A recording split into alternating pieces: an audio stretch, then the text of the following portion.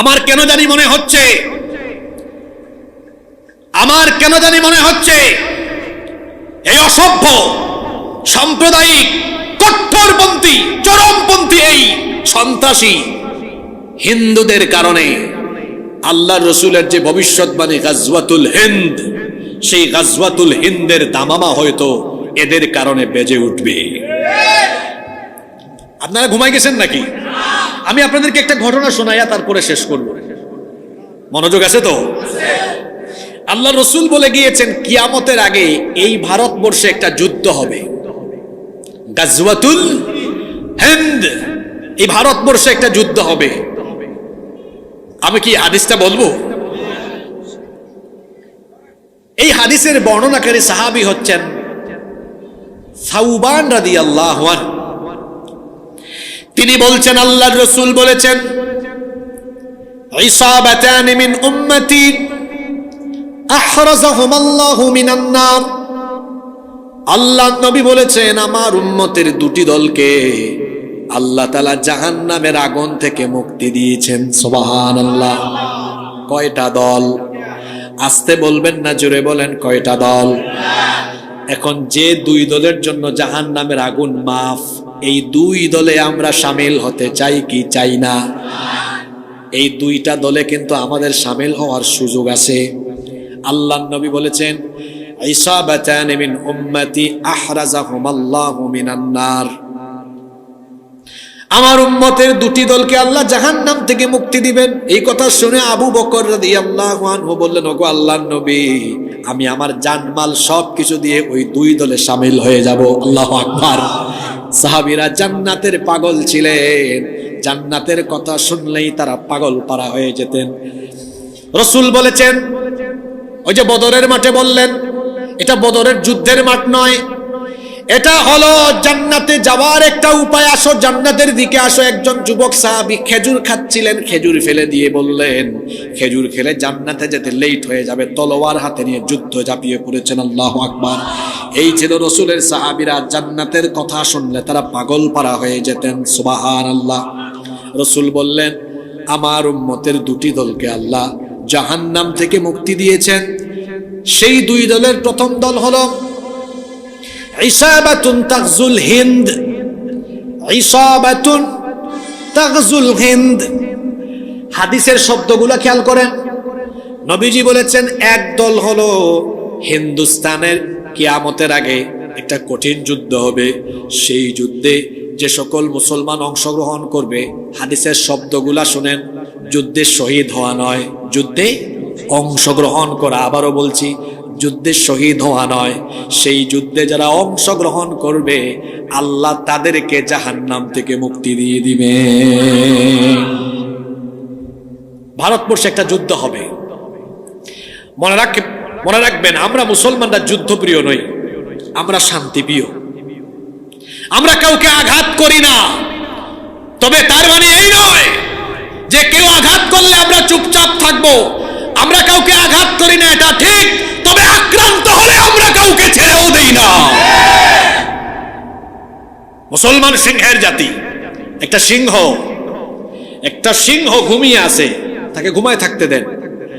আপনি যদি গিয়ে সিংহের কানের কাছে বারবার খুচাখুচি করেন, তার যদি ঘুম ভাঙে, অবস্থা কি হবে বুঝতে পারতেছেন তো?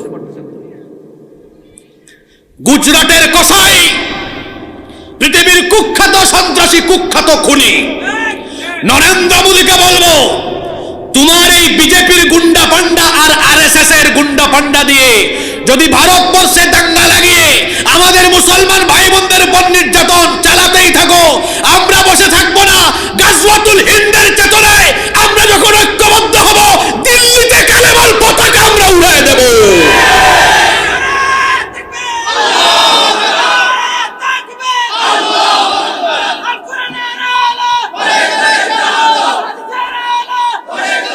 আপনারা তো অনেকে ভারতে যান না?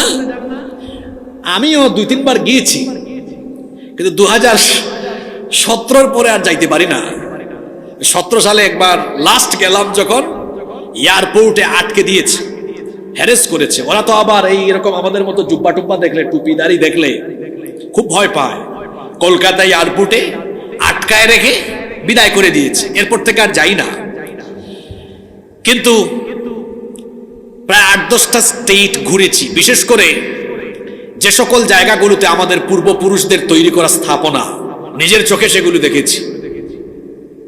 এই ভারতে সুন্দর সুন্দর যা আছে সব কিন্তু মুসলমানরা নিজের হাতে তৈরি করেছে। আগ্রার তাজমহল, লাল কেল্লা, আগ্রা ফোর্ট যেটাকে বলা হয়, তারপরে কুতুব মিনার, শীষ মিনার, দিল্লির শাহী মসজিদ, সব তো মুসলমানদের হাতে করা। এই ভারতবর্ষকে মুসলমানরা 800 বছর শাসন করেছে, কিন্তু মুসলমানরা তো কখনো কোনো অমুসলিমের গায়ে হাত তুলে নাই, কারো মন্দির পুরায় নাই। পুরাইছে? মানুষ মাটির নিচে খনিজ সম্পদ পায়, আর এই শয়তানরা মাটির নিচে খালি মসজিদ পায়। কথা বুঝেন না আমার? আমরা কখনো কোনো মন্দির দখল করে মসজিদ বানাই নাই। 47 সালে ইস্ট ইন্ডিয়া ভারত থেকে গিয়েছে, ব্রিটিশ মুক্ত হয়েছে ভারত। ওই ভারতের স্বাধীনতা আন্দোলনেও কিন্তু হিন্দুদের চেয়ে মুসলমানদের অবদান বেশি। এটা আমি ফাঁকা বলি আর এখানে চাপাবাজি করে যাচ্ছি না। ওই দিল্লিতে গেলে ইন্ডিয়া গেট ঘুরে আসবেন, আমি নিজে গিয়েছি সেখানে, ইন্ডিয়া গেট। ওখানে দেখবেন স্বাধীনতা আন্দোলনে যারা শহীদ হয়েছেন এদের নাম লেখা আছে, দেখবেন সেখানে মুসলমানদের সংখ্যা সবচেয়ে বেশি। ভারতের স্বাধীনতা আন্দোলনের জন্য মুসলমানরা বেশি রক্ত দিয়েছে। আমরা কখনো অমুসলিমদের গায়ে হাত তুলি নাই, মন্দির পুরাই নাই। কিন্তু 47 থেকে 2025 এই কয়েক বছরে তারা এই দেশকে শাসন করে তারা অমানবিকতা আর জুলুমের শেষ সীমায় চলে গিয়েছে। এরা এত পাষণ্ড, এরা আমাদের শত শত বছরের ঐতিহ্য বাবরি মসজিদ দখল করে রাম মন্দির বানিয়ে আমাদের কলিজায় আগুন ধরিয়ে দিয়েছে।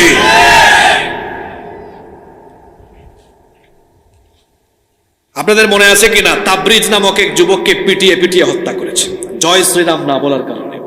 মুস্কান নামে এক বোনকে কলেজে লাঞ্ছিত করেছে। এই যে শুভেন্দু, নাম শুনছেন আপনারা তার?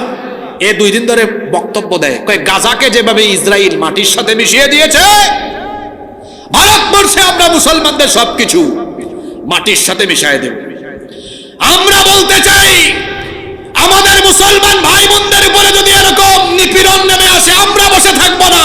আমরাও গাজওয়াতুল হিন্দের চেতনায় কালেমার ঝান্ডা হাতে নিয়ে তোমাদের দিল্লিতে আমরা ইসলামের পতাকা উড়াবো।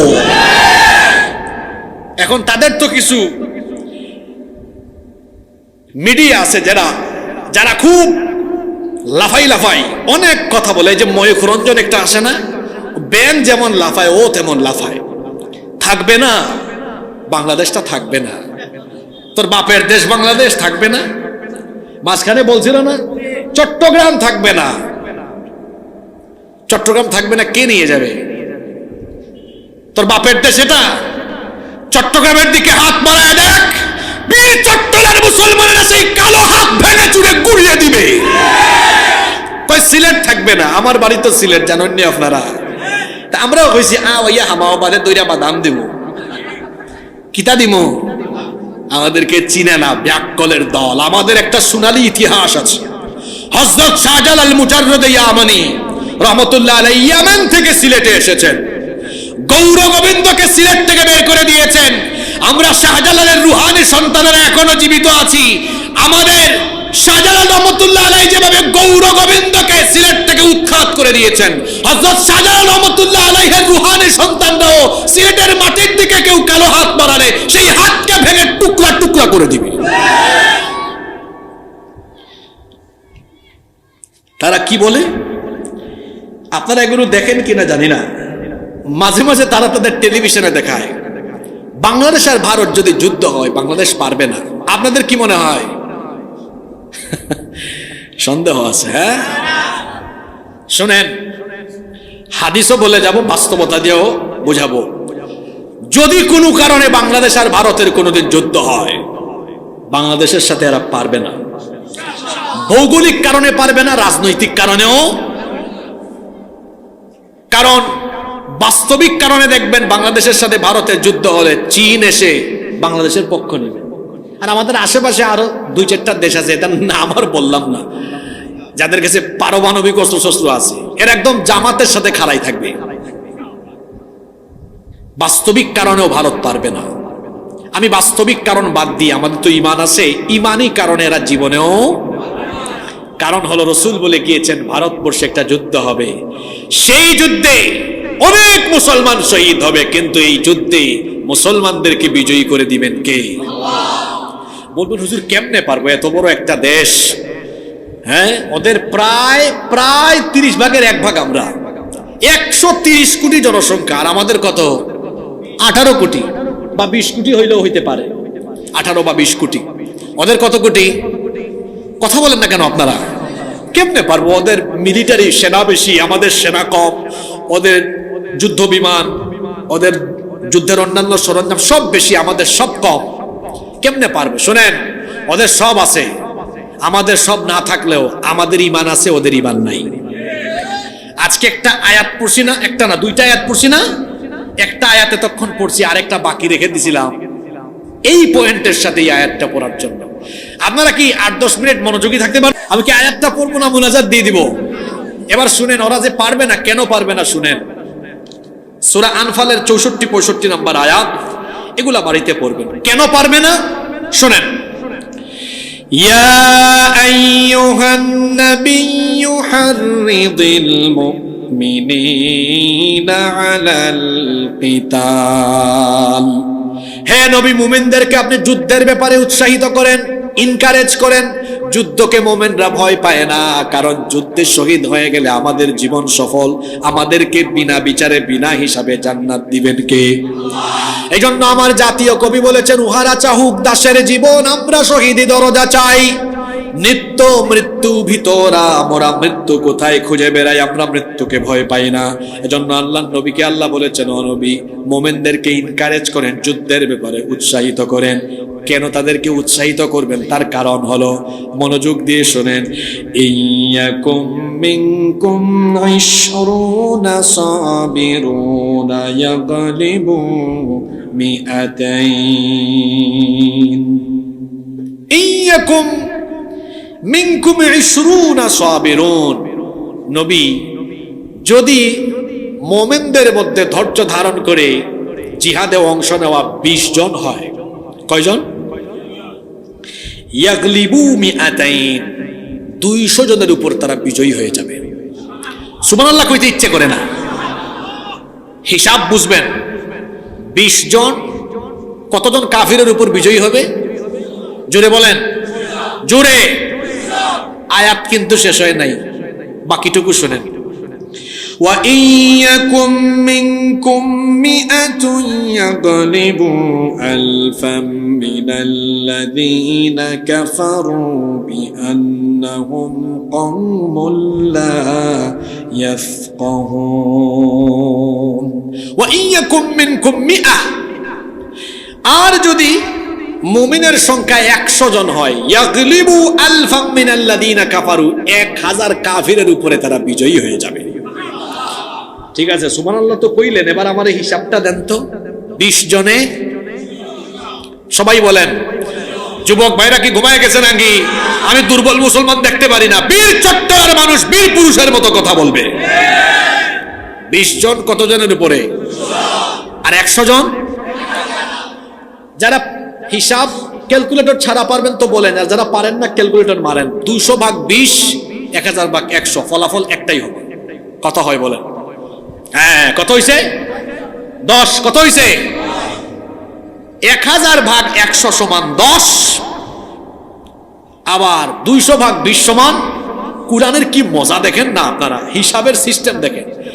আল্লাহ কি বুঝাইতে চাইলেন? ও নবী, ওই যে আগের আয়াত, মুমিনদের জন্য যথেষ্ট কে? বলেন ইমান নিয়ে দাঁড়াইতে। ইমান নিয়ে দাঁড়াইলে যুদ্ধের সময় একজন ইমানদার, তার গায়ে আল্লাহ এমন শক্তি দিবেন, 10 জন কাফেরকে একাই শুয়াই ফেলবে। আল্লাহু আকবার। যুদ্ধের মাঠে যে আল্লাহ তাআলা মুমিনদেরকে শক্তি দেন, আমি আপনাদেরকে একটা ঘটনা শোনাই। ওই যে খায়বার যুদ্ধের কথা মনে আছে? হযরত আলী রাদিয়াল্লাহু আনহু খায়বারের যুদ্ধের দিন তিনি একটা বিরাট কপাট, লোহার কপাট হাতে নিয়ে, তলোয়ার না কপাট দিয়ে কাফেরদেরকে সাইজ করছেন। যুদ্ধ শেষ হওয়ার পরে তিনি যখন এই কথা বললেন, বাকিরা বলতেছে এটা কিভাবে সম্ভব? এটা লোহার কপাটে এক হাত দিয়ে আলগাই ফেলছে। আলী রাদিয়াল্লাহু আনহু বলেন, দাঁড়ান দেখাই কিভাবে আলগাইছে। এখন উনি যুদ্ধের পরে এটা হাতে নেয় আর তুলা দিতে, জোরে বলেন, তুলা দিতে লজ্জা পেয়ে গেছে। আল্লাহ রাসূল বললেন, আলী লজ্জা পেও না, যুদ্ধের সময়ে কাফিরদেরকে সাইজ করার জন্য ওই সময় আল্লাহ তোমার গায়ে এত শক্তি ঢেলে দিয়েছেন। আল্লাহু আকবার। ওই টাইমে আল্লাহ কি করেন, সাহস ঢেলে দেন। আপনারা দেখেন নাই গত 8 মাস আগে জুলাই আগস্টে আমার দেশের ছাত্রদের হাতে, জনতার হাতে কিছুই ছিল না, গুলির সামনে, বুলেটের সামনে এরা গিয়েছে, এমনি এমনি যায় নাই। এদের ভিতরে ঈমান থাকার কারণে বুক ভরা সাহস এসেছে। এজন্য এরা এমন সাহস পেয়েছে, আল্লাহর উপর তাওয়াক্কুলের কারণে আল্লাহ তাদেরকে মানসিক দিক থেকে এমন শক্তিশালী করেছেন যে গুলির সামনে, বুলেটের সামনেও তারা বুক পেতে দাঁড়িয়েছে। আল্লাহু আকবার। এই শক্তি ঈমান থাকলে পাওয়া যায়। আসেন তাহলে 200 ভাগ 20 সমান 10, 1000 ভাগ 100 সমান। এখন তারা যে বলে আমরা পারবো না, আমরা কেমনে পারবো, এটা কুরআন দিয়ে আপনাকে বুঝাই। আমাদের 18 কোটি মানুষ আছে, তার মধ্যে মুসলমান হইল 14 কোটি। কত কোটি? এই 14 কোটি যদি ঈমান নিয়ে দাঁড়ায় তখন তারা কিন্তু 14 কোটি থাকে না, তারা 14 কোটি, তখন 14 কোটি গুণ 10 হয়। 14 কোটি 10 গুণ হইলে কত হয়? হিসাব নিকাশে তো কাঁচা কেন আপনারা? 14 কোটি গুণ 10 সমান কত? 100। বদরে 313, আর ওইদিকে কি ছিল? কাফির 1000 ছিল, কিন্তু 313 জন পাওয়ারে কত হয়েছে বুঝছেন তো আপনারা? কাফিররা কেন একদম নাকানো চুবানো খাইছে। এখন তারা বলে তাদের 130 কোটি জনসংখ্যা, এর মধ্যে 30 কোটি কিন্তু আমাদের বলতে বুঝেন নাই, মুসলমান। থাকলো কত বলেন না কেন? থাকলো কত? আমরা এদিকে 14 কোটি গুণ 10 কত হয়? 100। আর ওইদিকে 30 কোটি গুণ 10 কত হয়? কথা বলেন, 300 কোটি। এবার একটু যোগ করেন, 300 কোটি যোগ 140 কোটি। হিসাব নিকাশ কি আমি আমার নিজের মন গড়া করি না কুরআন দিয়ে করি? জোরে বলেন, কি দিয়ে করি? তো 300 কোটি আর 140 কোটি সমান কত? 400। আপনাদের এলাকায় আপনারা কি বলেন? পাটা পুতাইল বলেন নাকি? ওই যে মরিচ পিষে, আদা পিষে, কি বলেন ভাই আপনারা? আমি তো আপনাদের সব ভাষা পারিও না। হ্যাঁ, পুতা পাটাইল বালা, আপনারা লোকে তো আমরা ভাষা মিলে গেছে, দেখলা মাত মিলছে। সিলেট আর চট্টগ্রামের ভাষায় অনেক মিল আছে। আপনাদের ভাষা আর আমাদের ভাষায় অমিল থাকলেও আপনাদের কালচার আর আমাদের কালচার কিন্তু এক, ভাষাও ভিন্ন। আপনাদের ভাষা আপনারা ছাড়া কেউ বুঝে না, এখানে আসলে বলবে বাজি কেন আসো, গম আসুন। আর আমাদের সিলেট গেলে আপনারা বলবে কিতাব হিসাব বালানি, আউকা খাউকা বউকা যাউকা।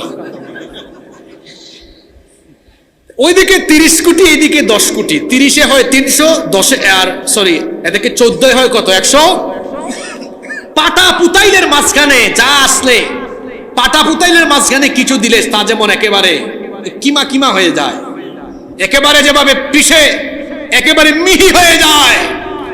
শুনে রাখো, বিজেপির সন্ত্রাসীরা, গুজরাটের কসাই, আরএসএস এর গুন্ডা, নরেন্দ্র মোদী সহ বিজেপির সকল সন্ত্রাসীদেরকে বলছি, আমাদের দিকে আঙ্গুল তুলে কথা বলো না। আমরা সিংহের জাতি, ঘুম ভাঙাইও না। আমরা যুদ্ধপ্রিয় নই, আমরা শান্তিপ্রিয়। যদি আমাদেরকে অশান্ত করে তুলো, তোমরা ভাবছো আমরা সংখ্যায় কম, কিন্তু আমরা তো 30 আর 10 গুণ বৃদ্ধি পেয়ে যখন 440 কোটি হয়ে দুই দিক থেকে তোমাদেরকে জাতা মারবো, পাটা পুতাইলের মাঝখানে পেঁয়াজ আস্ত যেমন মিহি হয়ে যায়, তেমনি 30-এ আর 10-এ এরা 10 গুণ শক্তিশালী হয়ে যখন 440 দিয়ে মাঝখানে তোমাদেরকে জাতা মারবে, তখন সবাই পিছে গিয়ে গাজওয়াতুল হিন্দে কালেমার পতাকাকে আমরা দিল্লি পর্যন্ত উড়াইয়া দিব। মোকাবেলা করতে পারবা? তাহলে ভারতবর্ষে একটা যুদ্ধ হবে, গাজওয়াতুল হিন্দ। হিন্দুস্তানের ওই যুদ্ধে, সেই মহাপবিত্র যুদ্ধে মুসলমানরা যে বিজয়ী হবে, আপনাদের কোনো সন্দেহ আছে? আর জোরে বলেন, সন্দেহ আছে? কোনো সন্দেহ নাই, মুসলমানরাই বিজয়ী হবে। হিন্দুস্তানের এই যুদ্ধ কিন্তু সামনে আসতেছে। যদি আমরা হায়াতে আমাদের জীবদ্দশায় হিন্দুস্তানের যুদ্ধের খবর শুনি, আমরা কি মুনাফিকের মতো ঘরে বসে থাকবো? রাসূল যাদের জন্য জান্নাতের ওয়াদা দিয়েছেন, বলেছেন 2 দলকে আল্লাহ জাহান্নাম থেকে মুক্তি দিবেন। এক দল যারা হিন্দুস্তানের সেই পবিত্র যুদ্ধে অংশ নেবে। যদি আমাদের হায়াতে সুযোগ আসে সেই পবিত্র যুদ্ধে অংশগ্রহণ করতে, কারা কারা প্রস্তুত? দুই হাত তুলে আল্লাহকে দেখাও। আল্লাহ যার সাথে থাকেন তাকে কিংবা তাদেরকে মোকাবেলা করার কোনো দুঃসাহস পৃথিবীর কারোরই থাকে না। কারণ আল্লাহ যার সাথে থাকেন তারা সবল না দুর্বল? আস্তে বলবেন না, জোরে বলেন, সবল না দুর্বল? আল্লাহ যার সাথে থাকেন সেই ব্যক্তি সবল হয়ে যায়। পৃথিবীর কোনো শক্তি তাকে আর পরাভূত করতে পারে না। খেয়াল করে শোনেন, আমাদের জাতির পিতা, জোরে বলেন তো, আমাদের জাতির পিতার নাম কি? যারা চুপচাপ থাকলো, কিও জাতির পিতা কে? নাকি 16-17 বছর গুতা খাইয়া এখনো সাহস করে বলতে পারেন না? জোর করে জাতির ঘাড়ে জাতির পিতা হিসাবে কাউকে চাপিয়ে দেওয়া যাবে না। জাতির পিতা বানিয়ে রাস্তায় রাস্তায় মোড়ে মোড়ে জনগণের ট্যাক্সের পয়সায় মূর্তি বানিয়েছে। আলেমরা যখন মূর্তির বিরোধিতা করেছে, আলেমদেরকে জেলখানায় নিয়েছে। মূর্তি বানিয়ে কোনো মানুষকে ইতিহাসে বা মানুষের মনে ধারণ করিয়ে রাখা যায় না। মূর্তি বানালে ওখানে কাক পাখি এসে পেশাব পায়খানা করবে। ওখানে আবার জনগণের পয়সা দিয়ে, বেতন দিয়ে আরেকজনকে পাহারাদার রাখা লাগবে। এদেশের জনগণ কাউকে ক্ষমতায়, এই দেশের জনগণ কাউকে ক্ষমতায় বসায় কারো বাপের মূর্তি বানানোর জন্য নয়। আমরা যখন মূর্তির বিরুদ্ধে কথা বলেছি, আমাদেরকে জেলখানায় নিয়েছে। আমরা বুঝাইলাম ভালো, বুঝছে খারাপ। তারপরে জুলাই আগস্টে আমাদের স্কুল কলেজে ছাত্ররা দায়িত্ব নিয়েছে, হুজুর আপনারা যেটা পারেন নাই আমরা ওইটা কইরা দেই। মূর্তি মুক্ত বাংলাদেশ হয়েছে, আলহামদুলিল্লাহ। এটা মুসলমানের দেশ, এটা মসজিদ মাদ্রাসা পীর আউলিয়া উলামা মাশায়েখদের দেশ। এই দেশে কুরআন থাকবে, হাদিস থাকবে, মসজিদ মাদ্রাসা থাকবে, মূর্তি থাকবে না। হিন্দুরা মূর্তি পূজা করবে দেশে, আমাদের কোনো আপত্তি। হিন্দু ভাইরা তারা মূর্তি বানাক, হাজার হাজার লক্ষ লক্ষ মূর্তি বানিয়ে তারা মূর্তি পূজা করুক, আমাদের কোনো অসুবিধা আছে? উনার ধর্ম উনি পালন করবে। আমাদের হিন্দু ভাই বোনেরা তাদের ধর্ম নিরাপদে, নির্বিঘ্নে, ইচ্ছা মতো, আনন্দের সাথে, খুশির সাথে এই দেশে তারা মূর্তি পূজা করুক, আমাদের কোনো আপত্তি। কিন্তু আপনি মুসলমানদের টাকায় মুসলমানদের প্রতিষ্ঠানে মূর্তি বানাবেন, এরকম সুযোগ তো আপনাকে দেশের জনগণ দেয়নি, দিবেও না ইনশাআল্লাহ। তো জাতির পিতা তিনি জোর করে হন নাই, তাকে জাতির পিতা বানিয়েছেন কে?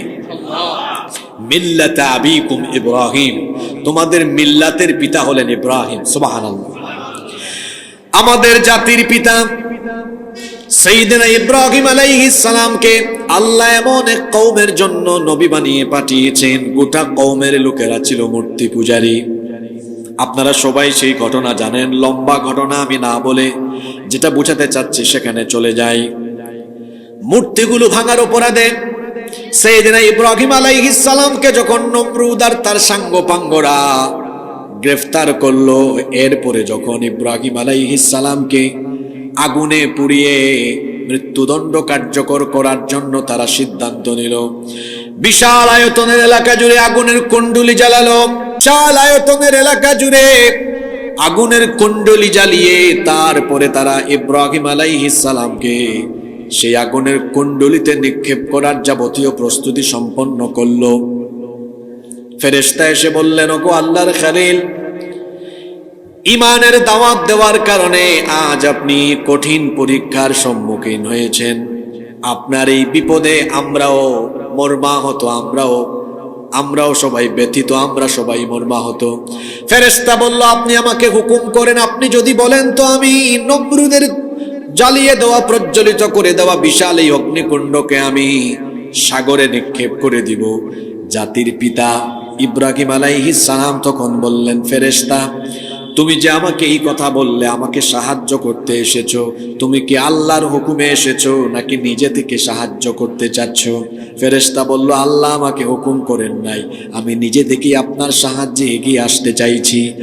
জাতির পিতা ইব্রাহিম আলাইহিস সালাম তখন বললেন, আল্লাহ তাআলার দ্বীনের দাওয়াত দেওয়ার কারণে আজ আমি কঠিন পরীক্ষার সম্মুখীন হয়েছি, সুতরাং আল্লাহ যদি হুকুম না করেন তো তোমার মতো ফেরেশতার কোনো সাহায্য আজ আমার দরকার নাই। এই কঠিন অগ্নি পরীক্ষায় অবতীর্ণ হয়ে আমি তোমাকে বলছি, শোনো, এই আগুনের কুণ্ডলিতে নিক্ষিপ্ত হলে যদি আমার রব খুশি হয়ে যান, তাহলে একবার আর দুইবার নয়, আল্লাহ যতবার চাইবেন ততবার আমি আগুনের কুণ্ডলিতে ঝাঁপ দিতে রাজি আছি। তিনি বললেন, ফেরেশতা তোমার সাহায্যের আমার দরকার নাই, কারণ আল্লাহর দ্বীনের কাজ করতে গিয়ে এই কঠিন পরীক্ষায় আমি অবতীর্ণ হয়েছি, তোমার সাহায্য দরকার নাই। তার কারণ হলো হাসবুনাল্লাহু ওয়া নি'মাল ওয়াকিল, আমার জন্য যথেষ্ট কে? আরো জোরে বলেন, কে? কঠিন এই পরীক্ষা তিনি জানেন কিছুক্ষণ পরেই তাকে আগুনের কুণ্ডলিতে ফেলে দেওয়া হবে। কঠিন এই দুঃসময়েও তিনি আল্লাহর উপর তাওয়াক্কুল, আল্লাহর উপর দৃঢ়তার অবিচলতা থেকে এক চুলো দূরে সরে যাননি। আল্লাহ তাআলা জাতির পিতার এই ঈমান দেখে, তার দৃঢ়তা অবিচলতা দেখে আল্লাহ তাআলা বললেন, আরে ইব্রাহিম, তুমি তো এই পরীক্ষার মধ্যে কৃতকার্য হয়ে গেলে। যখন নমরুদের বাহিনী ইব্রাহিম আলাইহিস সালামকে আগুনের কুণ্ডলিতে ফেলে দিল, তখন আল্লাহ তাআলা আগুনকে হুকুম করলেন, ইয়া নারু কুনি বারদাও ওয়া সালামান আলা ইব্রাহিম। আল্লাহ বললেন, হে আগুন, আচ্ছা বলেন তো দেখি আগুনের মালিক যিনি, তিনি কে? আগুন কি আমাদের কথা মানে না আল্লাহর কথা মানে? আগুনের স্বভাব হলো দহন করা, জ্বালিয়ে দেওয়া, ছারখার করে দেওয়া। কিন্তু আগুন সেদিন তার স্বভাবের বিপরীত কাজ করলো। আল্লাহ তাআলা বললেন, হ্যাঁ আগুন, তোমাকে তো বানিয়েছি, সৃষ্টি করেছি জ্বালানোর জন্য, পুরানোর জন্য, কিন্তু আজকে তোমার স্বভাবের বিপরীত কাজটি তুমি করবে।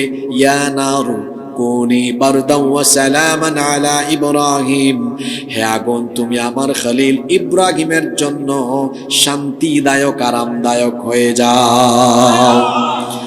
নমরুদ আর তার বাহিনী ইব্রাহিম আলাইহিস সালামকে আগুনে ফেলে দিয়েছে।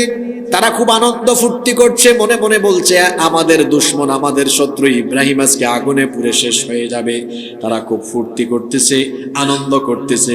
এর মধ্যে একজন এসে বলে, লিডার স্যার, অবস্থা তো ভালো না। নমরুদ বলে, কই কি হয়েছে? সে বলল, আমরা যে ইব্রাহিমকে আগুনে ফেলেছি পুরানোর জন্য, জ্বালিয়ে পুড়িয়ে ছারখার করে দেওয়ার জন্য, আজকে আগুনের কি হলো বুঝলাম না। আমরা যে আগুন প্রজ্বলিত করলাম ইব্রাহিমকে জ্বালানোর জন্য, লিডার তাকায়া দেখেন আগুন তো ইব্রাহিমকে জ্বালাতে পারে না, পুরাতেও পারে না। আজকে আগুন ইব্রাহিমের জন্য ফুল বাগান হয়ে গিয়েছে। নমরুদ এবং তার বাহিনীর প্রজ্বলিত আগুন ইব্রাহিম আলাইহিস সালামের কোনো ক্ষতি করতে পারে নাই, কারণ ইব্রাহিম আলাইহিস সালামের সাথে ছিলেন কে? আল্লাহ যার সাথে থাকেন তাকে কেউ মোকাবেলা করতে পারে না। আল্লাহ যার সাথে থাকেন কেউ তার বা তাদের কোনো ক্ষতি করতে পারে না। ওই যে মুসা নবীর কাহিনী তো আপনাদের মনে আছে। মুসা নবী যখন তার উম্মত নিয়ে মিশর ছেড়ে চলে যাচ্ছেন, লোহিত সাগরের সামনে যাওয়ার পরে পিছন থেকে ফেরাউনের বাহিনী ধাওয়া করতে করতে যখন তাদের নিকটে চলে আসলো, মুসা নবীর উম্মত তখন বললেন, ওগো আল্লাহর নবী মুসা, কোন বিপদে আমাদেরকে ফেললেন? সামনে লোহিত সাগর, সামনে গেলেও আমাদের মরণ, পিছনে ফেরাউনের বাহিনী, পিছনে গেলেও আমাদের মরণ। কোথায় যাব? সামনেও মরণ, পিছনেও মরণ। তারা বলল, মুসা তাকিয়ে দেখেন, পিছনে ফেরাউনের বাহিনীর সাথে অস্ত্র শস্ত্র আছে, তীর আছে, তলোয়ার আছে, বর্ষা আছে, বল্লম আছে, আমাদের সাথে তো কিছুই নাই। দেখেন কঠিন এই বিপদের সময় সামনে সাগর, পিছনে ফেরাউনের বাহিনী, আর উম্মত বলে আমাদের সাথে কিছু নাই। তখন নবী বলে, নবী এমন কথা বললেন, আল্লাহ এই কথাটা কোরআনে কারিমে উঠায়া দিয়েছেন। মুসা নবী বললেন, কে বলেছে আমাদের সাথে কেউ নাই? কাল্লা ইন্না মাইয়া রাব্বি সায়াহদিন, কখনো নয়। ইন্না মাইয়া রাব্বি, আমার উম্মত কে বলেছে আমাদের সাথে কিছু নাই? ওদের সাথে অস্ত্র শস্ত্র, তীর তলোয়ার, বল্লম, বর্ষা সব আছে। তোমরা বলতেছো আমাদের সাথে কিছু নাই। কে বলেছে কিছু নাই? ইন্না মাইয়া রাব্বি, আমাদের সাথে আছেন সর্বশক্তিমান, মহাশক্তিমান আল্লাহ। সুবহানাল্লাহ। সায়াহদিন, শীঘ্রই তিনি আমাদেরকে পথ দেখাবেন, নাজাতের রাস্তা দেখাবেন। দেখেন কঠিন বিপদ, দেয়ালে পিঠ থেকে গিয়েছে, সামনে সাগর, পিছনে ফেরাউনের বাহিনী, সামনে পিছনে দুই দিকে গেলে বিপদ। এই সময় তিনি কি হতাশ হয়েছেন? জোরে বলেন, হতাশ হয়েছেন? তিনি বলেছেন, উম্মত হতাশ হয় না, আল্লাহ আমাদের সাথে আছেন। আল্লাহ যার সাথে আছেন তাদের কোনো ভয় আছে? মুসা নবী যখন বললেন উম্মত হতাশ হয় না, আল্লাহ আছেন, মুসা নবীর এই দৃঢ়তা, এই অবিচলতা দেখে আল্লাহ বললেন, মুসা তোমার হাতে কি? মুসা নবী বললেন, লাঠি। আল্লাহ বললেন, আজকে এই লাঠির কারিশমা সবাই দেখবে, একটু আঘাত করো। লাঠি দিয়ে যখন আঘাত করলেন, সাগরের মাঝখান দিয়ে আল্লাহ একটা আর দুইটা নয়, বনি ইসরাইলের 12 গোত্রের জন্য আল্লাহ 12টা রাস্তা বানায় দিয়েছে। বলেন, এই কঠিন বিপদের সময় মুসা নবীর সাথে তলোয়ার, অস্ত্র শস্ত্র ছিল না, কিন্তু সাথে ছিলেন কে? নমরুদ, ইব্রাহিম মুসা আলাইহিস সালামকে ফেরাউন আর তার বাহিনী ধ্বংস করতে পেরেছে না ধ্বংস হয়েছে? ধ্বংস হয়েছে। আল্লাহ যার সাথে থাকেন তারা শক্তিশালী হয়ে যায়, তাদেরকে আর কেউ মোকাবেলা করতে পারে না। তারা সংখ্যায় যদি কম হয়, আল্লাহ যদি সাথে থাকেন তাহলে কেউ তাদেরকে মোকাবেলা করতে পারবে না। ওই যে হিজরতের কাহিনী আপনারা সবাই জানেন, আল্লাহর নবী যখন তার সাথী আবু বকর সিদ্দিক রাদিয়াল্লাহু আনহুকে নিয়ে হিজরতের রাতে রওনা করলেন, পথ চলতে চলতে ফজরের ওয়াক্ত যখন হয়ে গেল, আবু বকর সিদ্দিক রাদিয়াল্লাহু আনহু বললেন, ইয়া রাসূলুল্লাহ, আমরা বলি সাল্লাল্লাহু আলাইহি ওয়াসাল্লাম, ফজরের ওয়াক্ত হয়ে গিয়েছে, কিছুক্ষণ পরে ভোরের আলো উদ্ভাসিত হবে, এখন যদি আমরা পথ চলি তাহলে ধরা পড়ে যাব, কাফিররা আমাদেরকে চিনে ফেলবে। গারে সৌরের কাছে গেলেন, তিনি বললেন, চলেন এই গুহার ভেতরে আমরা আশ্রয় নেই। ছোট্ট সংকীর্ণ সেই গুহার ভেতরে তারা আশ্রয় নিলেন। এতটাই সংকীর্ণ গুহা, এই গুহার মধ্যে অবস্থান নিয়ে এরকম একটু বসলে পরে উপর থেকে বোঝা যায় কেউ এখানে বসে আছে। এখানের মধ্যে একটু বসলে পরে কে আছে সেটা বোঝা যায়। যদি গুহার কাছে কেউ আসে তাহলে বুঝতে পারবে ভেতরে কে আছে। তারা যখন ভিতরে অবস্থান নিলেন, দিনের বেলা কাফির বেঈমানেরা যখন এই গুহার একেবারে নিকটে চলে আসলো, আবু বকর সিদ্দিক রাদিয়াল্লাহু আনহু তখন বললেন, ওগো আল্লাহর নবী, সম্ভবত আমরা কিছুক্ষণের মধ্যে ধরা পড়ে যাব। কাফিররা গুহার একেবারে কাছাকাছি চলে এসেছে, এখন যদি আমরা ধরা পড়ি তাহলে তো অবস্থা খারাপ হয়ে যেতে পারে। আমরা 2 জন, কিন্তু ওরা তো অনেকজন, ওদের সাথে অস্ত্র শস্ত্র আছে, আমাদের সাথে কিছুই নাই। শুনতেছেন আপনারা? আবু বকর রাদিয়াল্লাহু আনহু বললেন, আমাদের সাথে তো কিছুই নাই। আল্লাহর নবী কঠিন বিপদের সময় তার সাথীকে এমন জবাব দিলেন, আল্লাহ তাআলা সেটা আমাদের জন্য কোরআনে কারিমে উঠাইয়া দিলেন। আল্লাহর নবী তখন আবু বকর রাদিয়াল্লাহু আনহুকে বললেন, আবু বকর রে, কে বলেছে আমাদের সাথে কিছুই নাই? লা তাহজান ইন্নাল্লাহা মা'ানা, ভয় পেও না, হতাশ হয় না, চিন্তিত হয় না। ইন্নাল্লাহা মা'ানা, নিশ্চয়ই আমাদের সাথে যিনি আছেন। গলার আওয়াজ ছেড়ে দিয়ে বলেন, তিনি কে? আল্লাহ সাথে ছিলেন। কাফিররা ক্ষতি করতে পেরেছে? আপনারা কথা বলছেন না কেন? ক্ষতি করতে পেরেছে? আপনারা হয়তো এখনো বুঝতে পারছেন না যে হুজুর ইব্রাহিম, মুসা, আমাদের নবীর হিজরতের কাহিনী, এতগুলা কাহিনী বলে কোন দিকে আগাইতে চাচ্ছে। একটু পরে বুঝবেন কোন দিকে আগাচ্ছে।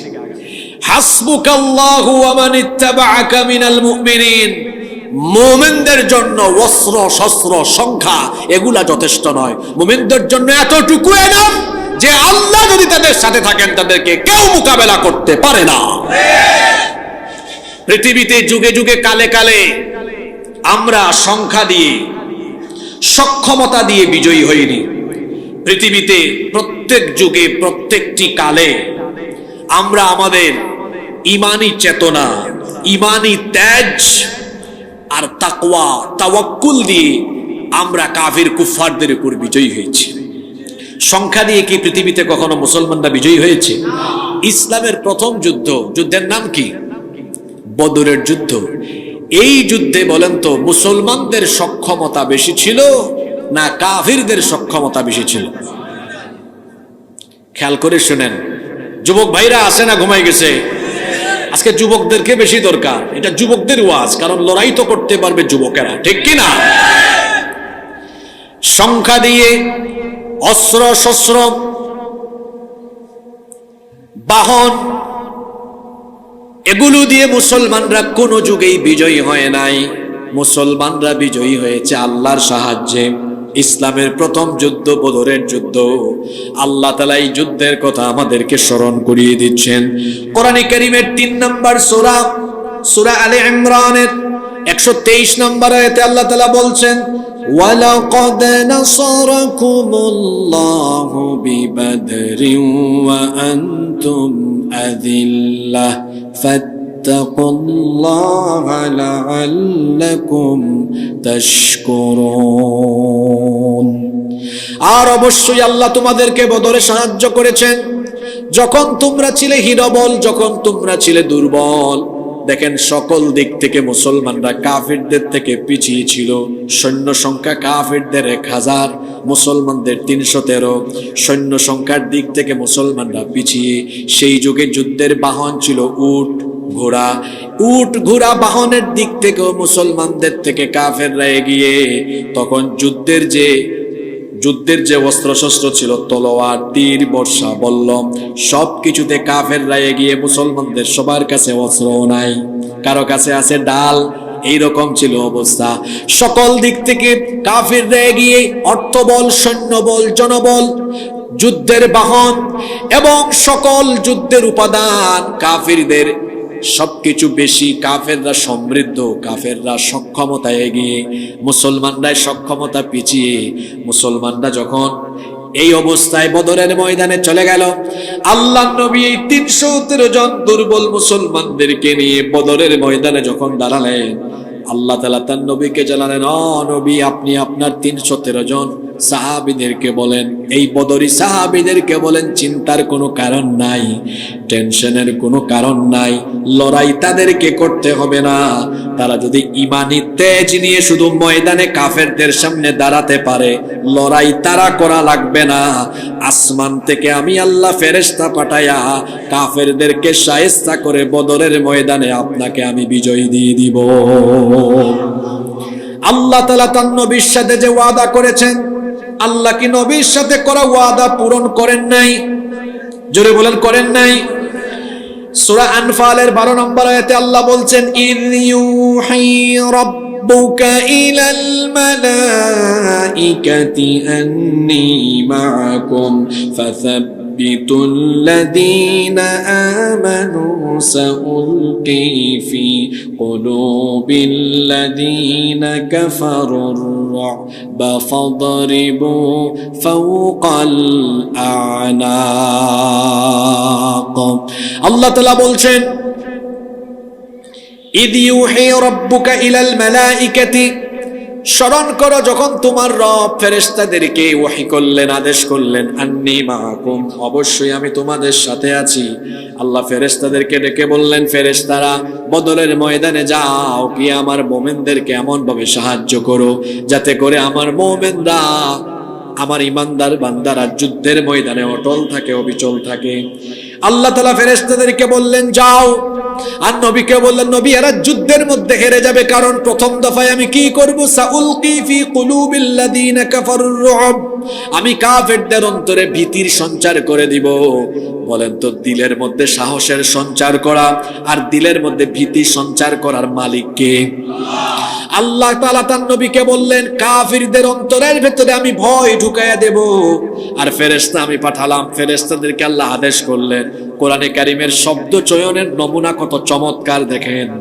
আল্লাহ তাআলা ফেরেশতাদেরকে বললেন, ফাদরিবু ফাওকাল আনাক, ফেরেশতারা যাও বদরের ময়দানে প্রত্যেক কাফিরদের গর্দানের উপরে, ঘাড়ের উপরে গিয়ে আঘাত করো। আল্লাহু আকবার। যাও, ফাদরিবু ফাওকাল আনাক, এদের ঘাড়ের উপরে, গর্দানের উপরে গিয়ে আঘাত করো। আল্লাহ ফেরেশতাদেরকে যে হুকুম করেছেন, ফেরেশতারা কি সেটা পালন করেনি? জোরে বলেন, করেনি? আবু জেহেলের ছেলে ইকরিমা বিন আবু জাহাল তখনও মুসলমান হয়নি। বদর যুদ্ধের পরে তিনি বলেছেন, আমরা 1000-এর প্রশিক্ষিত সমৃদ্ধ বাহিনী নিয়ে যখন বদরের ময়দানে মুসলমানদেরকে শায়েস্তা করার জন্য এগিয়ে গেলাম, আমরা নজর করে দেখলাম কুতার থেকে ঝড়ের গতিতে সাদা সাদা কাপড় পরিহিত শুভ্র চেহারা বিশিষ্ট কারা জানি ঝড়ের গতিতে, তুফানের গতিতে এসে আমাদের নেতৃবৃন্দের শরীর থেকে মাথাকে আলাদা করে দিয়েছে। আল্লাহু আকবার। এরা ছিল আল্লাহর, বললেন না তো, আল্লাহর, জোরে বলেন, আল্লাহর পৃথিবীর চট্টলার মুসলমানেরা, পৃথিবীর অতীত ইতিহাস আপনারা জেনে রাখুন, আমরা অস্ত্র শস্ত্র কোয়ান্টিটি সংখ্যা দিয়ে পৃথিবীতে কাফেরদেরকে মোকাবেলা করি নাই। আমরা যখন ঈমান নিয়ে তাওয়াক্কুল নিয়ে ময়দানে গিয়েছি, আল্লাহ ফেরেশতা পাঠায়া কাফেরদেরকে শায়েস্তা করে আমাদেরকে বিজয় দিয়েছেন। আল্লাহু আকবার।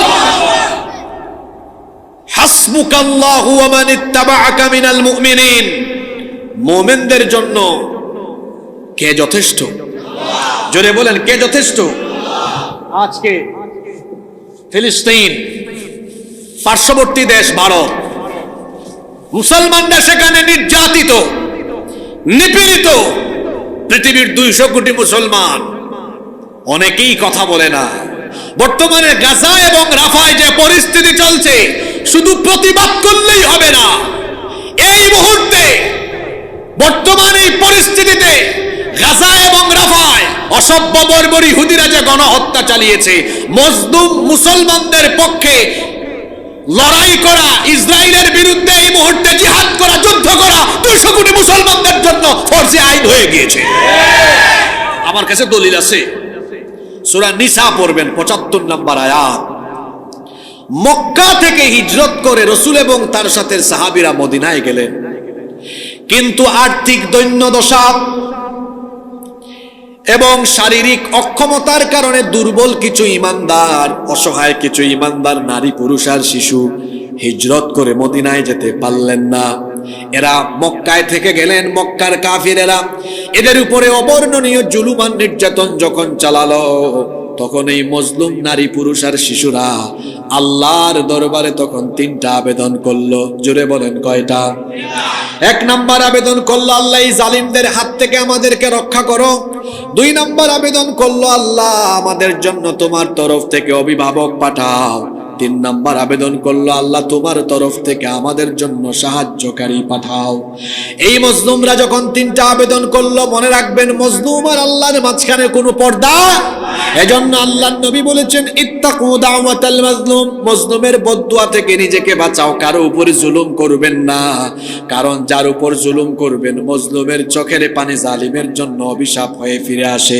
আমার দেশে যারা 16-17 বছর মানুষের উপর জুলুম করেছে, আলেমদের উপর জুলুম করেছে, অন্ধকার কারাগারে নীরবে নিবৃতে সেই আলেমদের চোখের পানি যখন ঝরেছে, মজলুমদের সেই চোখের পানি আল্লাহর গজব হয়ে জালিমদের উপরে এমন ভাবে অভিশাপ হয়ে ফিরে এসেছে, যার দরুন এই মজলুমদের উপরে জুলুম করার কারণে, মজলুমদের বদদুয়ার ফলে জালিমরা শুধু ক্ষমতা ছাড়া হয় নাই, দেশ ছাড়া হয়ে চোরের মতো পালিয়ে যেতে বাধ্য হয়েছে। মজলুমের দোয়া বিফলে যায় না। এই মজলুমরা যখন দোয়া করলেন, আল্লাহ তাআলা এই মজলুমদের দোয়া কবুল করে আয়াত নাজিল করে দিলেন। মক্কায় চলে যাওয়া সেই মুহাজির সাহাবীদেরকে লক্ষ্য করে বললেন, ওয়া মা লাকুম লা তুকাতিলুনা ফি সাবিলিল্লাহ, তোমাদের কি হলো? কেন তোমরা আল্লাহর পথে লড়াই করছো না? ওয়াল মুস্তাদাফিনা মিনার রিজালি ওয়ান নিসাই ওয়াল উইলদান, সেই সকল দুর্বল ঈমানদার নারী, পুরুষ আর শিশুদের জন্য। আল্লাযীনা ইয়াকুলুনা, যারা মজলুম হয়ে বলছে, রব্বানা আখরিজনা মিন হাযিহিল ক্বরিয়াতিয যালিমি আহলুহা, হে রব আমাদেরকে এই জালিম অধ্যুষিত অঞ্চল থেকে বের করে দাও। ওয়াজআল লানা মিন লাদুনকা ওয়ালিয়া, আমাদের জন্য তোমার তরফ থেকে অভিভাবক পাঠাও। ওয়াজআল লানা মিন লাদুনকা নাসীরা, আর তোমাদের আর আপনার তরফ থেকে আমাদের জন্য সাহায্যকারী পাঠান। দুর্বল হাতে গোনা কয়েকজন ঈমানদার নারী, পুরুষ আর শিশুদের জন্য যদি কোরআনের আয়াত নাজিল করে আল্লাহ তাআলা বাকিদের উপরে জিহাদকে বাধ্যতামূলক করে দেন, এই আয়াতকে সামনে রেখে বলছি, হাতে গোনা কয়েকজনের পক্ষে জিহাদ করা যদি আল্লাহ ফরজ করে দিয়ে কোরআনের আয়াত নাজিল করতে পারেন, গাজা আর রাফায় লক্ষ লক্ষ নির্যাতিত, নিপীড়িত মুসলমানদের পক্ষে দাঁড়িয়ে আজকের পৃথিবীর শত শত কোটি মুসলমানদেরও তাদের পক্ষে দাঁড়িয়ে জিহাদ করা ফরজে আইন হয়ে গিয়েছে। আপনি বলবেন, হুজুর কেমনে কেমনে বলেন তো, এটা কি সম্ভব? আমাদের তো সক্ষমতা নাই। মনোযোগ আছে আপনাদের? হ্যাঁ, এখন কিন্তু পিক আওয়ার চলে, আলোচনার পিক আওয়ার, সবচেয়ে গুরুত্বপূর্ণ কথাগুলো এখন বলা হবে। মনোযোগ আছে? যুবক ভাইরা আছে না ঘুমাই গেছে? এখন আমাদের কিছু বাস্তববাদী মানুষ আছে, বাস্তববাদী, তারা বলে হুজুর বাস্তবতার কোনো জ্ঞান আছে আপনার? ওদের কাছে মিসাইল আছে, আমাদের কাছে মিসাইল আছে। ওদের কাছে পারমাণবিক অস্ত্র আছে, আমাদের কাছে সেগুলো আছে। আমাদের তো সক্ষমতা নাই, আমরা তো ওদের সাথে পারবো না।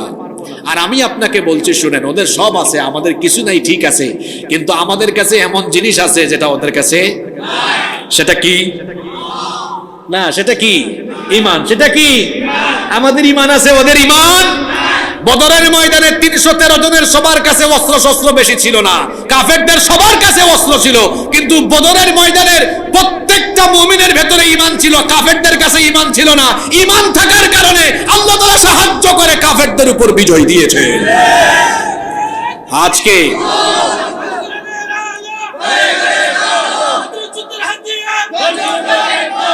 সম্মানিত উপস্থিতি, আজকে আমাদের যে জিনিসের সবচেয়ে বড় অভাব সেটা মিসাইল নয়, পারমাণবিক অস্ত্র নয়, আমাদের কাছে সবচেয়ে যে জিনিসের অভাব সেটা হলো ঈমান।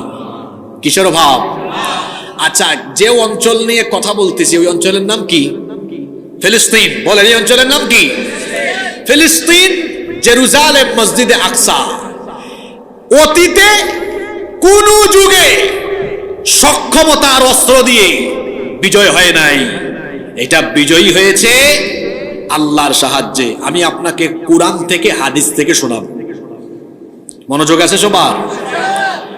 মুসা নবীর ওই কাহিনী তো সবাই জানেন, যে মুসা নবী তার উম্মত নিয়ে সাগর পাস হয়ে চলে গেলেন, আর ফেরাউন তার দলবলকে আল্লাহ সাগরে ডুবায়া শেষ করে দিলেন। এতটুকু তো সবার জানা।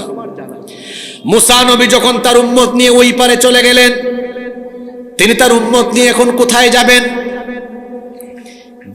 তারা কোনো দিক বিদিক পাচ্ছেন না, কোথায় যাবেন, কোন দিকে যাবেন কিছুই জানেন না। আল্লাহ তাআলা বললেন, হে আমার নবী মুসা, তুমি তোমার উম্মত নিয়ে আল আরদুল মুকাদ্দাসা, জেরুজালেম, ফিলিস্তিন, মসজিদে আকসার আশপাশের এই অঞ্চলটাকে বলা হয়েছে কোরআনে আরদুল মুকাদ্দাসা, পবিত্র ভূমি। সুবহানাল্লাহ পড়েন। তুমি তোমার উম্মত নিয়ে পবিত্র ভূমি জেরুজালেমে চলে যাও। শুনতেছেন আপনারা?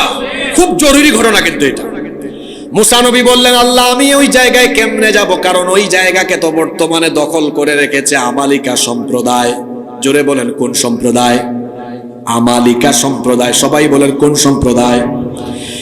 আমালিকা সম্প্রদায় ছিল সেই সময়ে পৃথিবীর সুপার পাওয়ার, শক্তিশালী সেনাবাহিনী তাদের কাছে ছিল।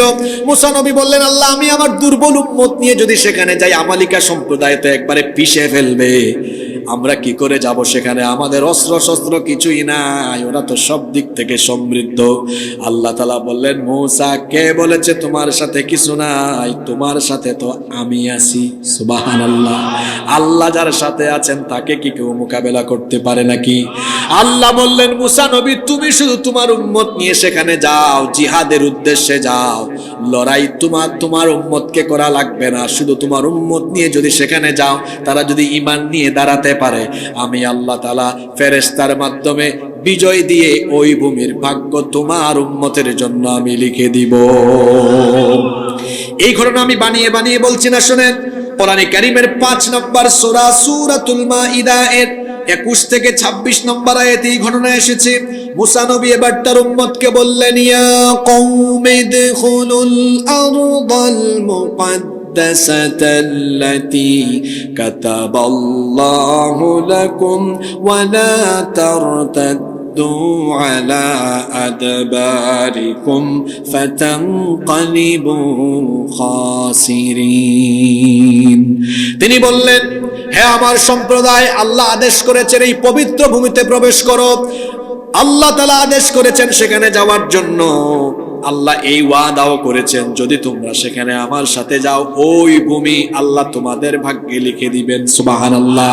মুসা নবী এই কথাও বললেন, ওয়ালা তারতাদ্দু আলা আদবারিকুম, খবরদার পিছন ফিরে যেও না। যুদ্ধের ময়দান থেকে পলায়ন করা হলো কবিরা গুনাহ, পিছনে ফিরে যেও না, পলায়ন করো না। যদি করো তাহলে ফাতানকালিবু খাসিরিন, তোমরা ক্ষতিগ্রস্ত হয়ে যাবে। মুসা নবী যখন তার উম্মতকে আল্লাহর এই ওয়াদার কথা শুনালেন, তার উম্মত তখন জবাব দিল, তার উম্মত তখন বলল, ক্বালু ইয়া মূসা ইন্না ফীহা কওমান جبارين وإنا لن ندخلها حتى يخرجوا منها فإن يخرجوا منها فإنا দাখিলুন। তারা বলল, হে মূসা, তুমি কি জানো না, ইন্না ফিহা কওমান জাব্বারিন, সেখানে প্রতাপশালী শক্তিশালী এক সম্প্রদায় রয়েছে যারা ওই এলাকা শাসন করে। আমরা কি করে তাদের মোকাবেলা করব? এদের অস্ত্র শস্ত্র আছে, এদের প্রশিক্ষিত শক্তিশালী সেনাবাহিনী আছে, আমরা দুর্বল হয়ে অস্ত্র শস্ত্র ছাড়া কি করে তাদের বিরুদ্ধে লড়াই করব? এরা যদি নিজে থেকে ওখান থেকে বের না হয় আমরা যাব না। দেখেন, আল্লাহ ওয়াদা করেছেন গেলেই বিজয় দিবেন কে? জোরে বলেন কে? বিজয়ের এই ওয়াদা শোনার পরেও এমন বেয়াদবিমূলক কথা বলল। বনি ইসরাইলের 12 গোত্রের মধ্যে 10 জন গোত্রের নেতা, 10 জন লিডার একই রকম জবাব দিল, কিন্তু 2 জন নেতা ছিলেন বড় আল্লাহওয়ালা, 2 জন ছিলেন বড় পরহেজগারের নেতা। তাফসীরে এসেছে এদের একজনের নাম হচ্ছে ইউশা বিন নুন আলাইহিস সালাম, আরেকজনের নাম হলো কালিব বিন ইউকেন্না। এই 2 জন তখন বললেন, ক্বালা রাজুলানি মিনাল্লাযীনা ইয়াখাফুনা আন'আমাল্লাহু আলাইহিম আদখুলু আলাইহিমুল বাবা ফাইযা দাখালতুমুহু غالبون وعلى الله فتوكلوا إن كنتم মুমিনিন। এই 2 জন পরহেজগার আল্লাহওয়ালা নেতা তখন বললেন, কি করে তোমরা এমন কথা বলতে পারলে? যেখানে আল্লাহ সরাসরি ওয়াদা করেছেন গেলেই বিজয় দান করে দিবেন, এমন কথা বলো না। চলো আমরা যাই, আমাদের উচিত আল্লাহর উপর তাওয়াক্কুল করা, কারণ মুমিনরা ভরসা করবে একমাত্র কার উপরে? আস্তে বলবেন না, জোরে বলেন, কার উপরে? কিন্তু বাদবাকি নেতারা বলল, না, নেভার এভার, কখনোই আমরা সেখানে যাব না। তারা সরাসরি বলল, ক্বালু ইয়া মূসা ইন্না লান নাদখুলাহা আবাদান মা দামু ফিহা ফাযহাব আনতা ওয়া রাব্বুকা ফাকাতিলা ইন্না হাহুনা কাঈদুন। তারা বলল, আমরা কখনোই সেখানে প্রবেশ করব না। মুসা, তুমি এক কাজ করো, যেহেতু আল্লাহ তাআলা তোমাকে আদেশ করেছেন জিহাদের জন্য, সুতরাং তুমি আর তোমার রব, তোমরা 2 জন গিয়ে কাফেরদের বিরুদ্ধে যুদ্ধ করো, আর আমরা বাকিরা এখানে বসে বসে এই দৃশ্যটা উপভোগ করি। নাউজুবিল্লাহ। কি বেয়াদব উম্মত! এই কথা যখন তারা বলল, মুসা নবী তখন বললেন, ক্বালা রাব্বি ইন্নী লা আমলিকু ইল্লা নাফসি ওয়া আখি ফাফরুক বাইনানা ওয়া বাইনাল কওমিল ফাসিকিন। তিনি বললেন, হে রব, আমার আর আমার ভাইয়ের উপর আমার আধিপত্য আছে, কিন্তু বাকিদের উপর তো আমার কোনো করণীয় নাই, জোর করে তো তাদেরকে আমি মানাতে পারবো না, সুতরাং তাদের আর আমার ব্যাপারে তুমি একটা সিদ্ধান্ত নিয়ে নাও। আল্লাহ তাআলা তখন ফয়সালা করে দিলেন, ক্বালা فإنها محرمة عليهم 40 سنة يتيهون في الأرض فلا تأس على القوم الفاسقين। আল্লাহ বললেন, আমি তো ওয়াদা করেছিলাম গেলেই তো বিজয় দিয়ে দিতাম, যেহেতু গেল না, বেয়াদবি করলো মুসা নবী তোমার সাথে, বলতেছে তুমি আর তোমার আল্লাহ যুদ্ধ করো। এই বেয়াদবদেরকে আমি শাস্তি করলাম। আমি বলেছিলাম গেলেই ওয়াদা করলাম এই ভূমি তাদের ভাগ্যে লিখে দিব, যেই ভূমি তারা পেয়ে যেত গেলেই, এটা এখন আর পাবে না। 40 বছরের জন্য আমি নিষিদ্ধ করলাম, যে জায়গায় আছে ওই জায়গাতে 40 বছরের দিগ্ভ্রান্ত হয়ে ঘুরে বেড়াবে। 40 বছরের উন্মুক্ত কারাগার, উন্মুক্ত জেলখানায় বন্দিত্ব দশায় তারা থাকবে।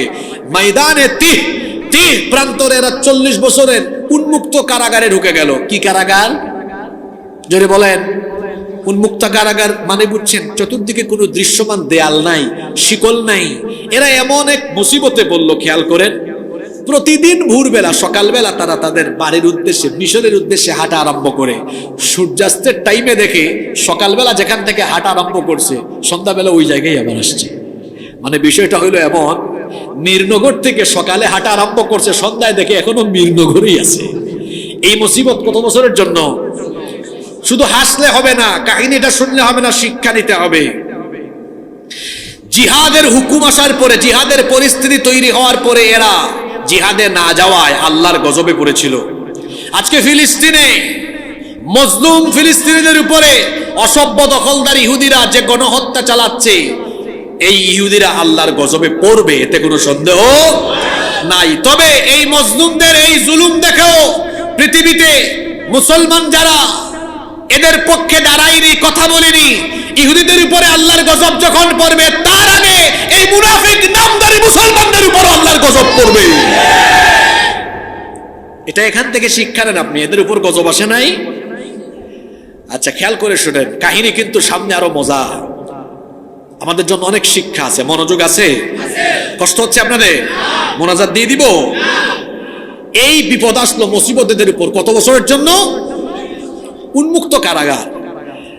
এদের একটা জেনারেশন শেষ হয়েছে, বুড়া মানুষ অনেকে মারা গেছে, 40 বছর হয়ে যাচ্ছে। এর মধ্যে মুসা নবীও দুনিয়া থেকে চলে গিয়েছেন। বনি ইসরাইলের দায়িত্ব পেয়েছেন ইউশা বিন নুন আলাইহিস সালাম। শুনতেছেন আপনারা? এবার পরবর্তী প্রজন্মের ছেলেপেলেরা বলতেছে আমাদের বাপদাদারা এক ভুল করছে, এই ভুলের উপর কি আমরা পড়ে থাকবো?